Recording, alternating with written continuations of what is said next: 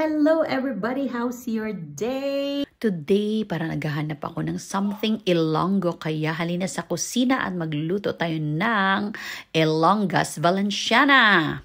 Hinati ko ang raw mixture, yung half steamed at yung isa naman ay sa rice cooker. Mas gusto ko actually yung steamed kasi yung niluto natin sa rice cooker, nasunog, nagkaroon ng tutong.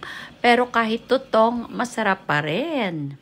At para magkaroon ng beauty ang top ng ating Valenciana, naglagay tayo ng anik-anik na mga garnishing, boiled eggs, at sauteed chicken and mixed vegetables.